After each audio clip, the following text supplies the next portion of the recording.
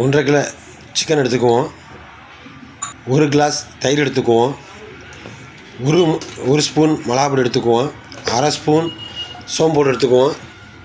கொஞ்சம் சிறிதளவு உப்பு போட்டுக்குவோம். 1/4 ஸ்பூன் மஞ்சத்தூள் போட்டுக்குவோம். போட்டு விட்டு நல்லா பெதறி 3/4 மணி நேரம் பிரிட்ஜில் வச்சுருவோம். மசாலாக்கு தேவையான பொருள் இப்போ எடுத்துக்குவோம். 4 பட்டை, ஜாதி பத்திரி சிறிதளவு, புழுங்கரிசி கொஞ்சம், 2 கிராமு 2 ஏலக்காய், ஸ்டார் சிறிதளவு, ஜாதி பத்திரி சிறிதளவு எடுத்துக்குவோம். 50 மில்லி நல்லெண்ணெய் ஊற்றிக்குவோம். இதை போட்டு நல்லா வதக்கிக்குவோம். 8 கார மிளகா, 3 காஷ்மீர் மிளகா போட்டு நல்லா ரைட்டாக வதக்கிக்குவோம். 8 பல் சின்ன வெங்காயம், 6 பல் பூண்டு போட்டு நல்லா வதக்கிக்குவோம்.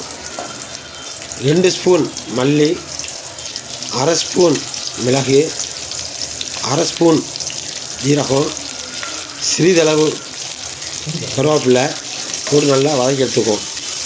பூண்டு கொஞ்சம் நிறமான பிறகு புழுங்கரிசியை போட்டுக்குவோம். போட்டுட்டு நல்லா வறுத்துக்குவோம். இதுக்கப்புறம் தான் மல்லி போட்டுக்கணும். இதுக்கப்புறம் தான் மிளகு ஜீரகம் போட்டுக்கணும்.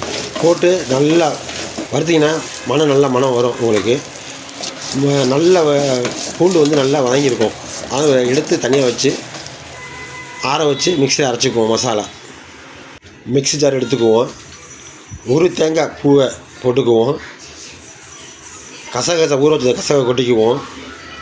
8 பல் முந்திரி பருப்பை போட்டுக்குவோம். இதை போட்டு தனியாக அரைச்சி நைஸாக அரைச்சி வச்சுக்குவோம்.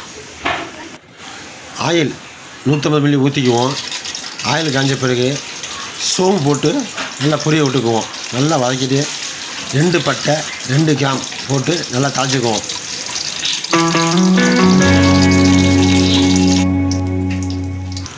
சின்ன வெங்காயம் நைஸாக கட் பண்ண சின்ன வெங்காயத்தை 5 பீஸை போட்டுக்குவோம். போட்டுட்டு நல்லா வதக்கிக்குவோம். சிறிது அளவு உப்பு போட்டுக்குவோம். ஏன்னா ஏற்கனவே சிக்கனில் வந்து உப்பு போட்டிருக்கோம். இதோட 3 பச்சை மிளகாய் போட்டு நல்லா வதக்கிக்குவோம். இது நல்லா கண்ணாடி பதக்கு வதங்கின பிறகு 1 ஸ்பூன் இஞ்சி பேஸ்ட்டும் 3/4 ஸ்பூன் பூண்டு பேஸ்ட்டும் போட்டுக்குவோம். போட்டு நல்லா வதக்கி விட்டுக்குவோம். வதக்கி விட்டு நல்லா வதங்கின பிறகு கட் பண்ணி வச்சுருந்த 5 தக்காளியை போட்டு நல்லா வதக்கிக்குவோம். ஃபுல்லாக நல்லா வதங்கணும். அரை பதக்கு வாங்கிடுச்சு. இப்போ வந்து 1/4 ஸ்பூன் மஞ்சத்தூளும் 1/2 ஸ்பூன் சோம்பு போட்டு நல்லா வதக்கிக்குவோம். நல்லா வதங்கணும்.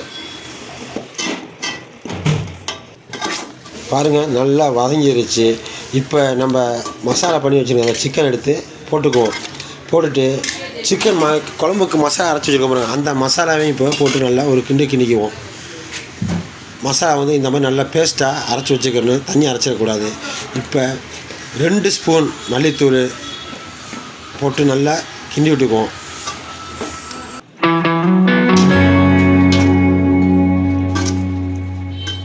ஒரு கிண்டி விட்டு ஜாரில் இருக்க மசாலாவை லைட்டாக தண்ணி ஊற்றி கலக்கி அந்த இதையும் ஊற்றிக்குவோம். ஊற்றிட்டு புதினா 2 பீஸு, மல்லி ஒரு அரை கைப்பிடி போட்டு நல்லா கிண்டி விட்டு நல்லா கொதிக்க விடுவோம். லைட்டாக கொதி வந்துருச்சு. இப்போ நமக்கு தேவையான அளவு தண்ணியை ஊற்றிக்குவோம். தண்ணி ஊற்றி விட்டு நல்லா கொதிக்க விடுவோம்.